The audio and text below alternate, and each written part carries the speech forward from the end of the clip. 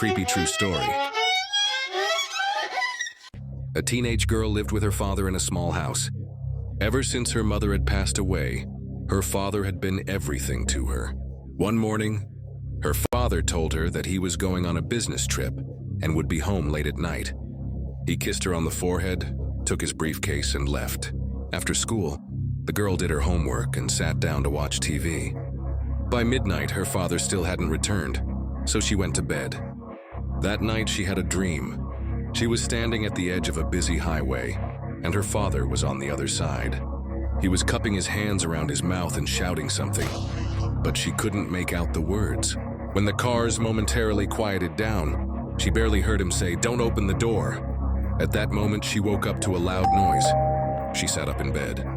The sharp sound repeated several times, followed by the doorbell ringing. She jumped out of bed, put on her slippers, and, still in her nightgown, ran to the door. Looking through the peephole, she saw her father's face.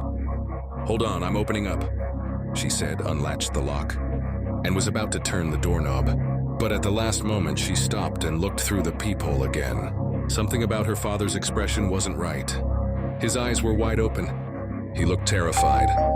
"Dad!" she called out. The doorbell kept ringing. She couldn't understand why her father wasn't answering. She shouted, "Dad, answer me!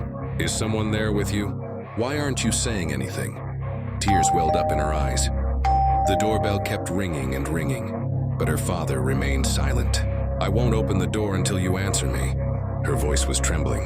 She sat in the corner of the hallway, listening to the endless ringing. Eventually, she fell asleep.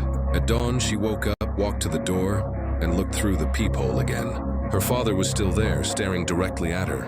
Cautiously, she opened the door and screamed. It was her father's severed head, nailed to the door at eye level. On the doorbell, there was a note that read, "Smart girl,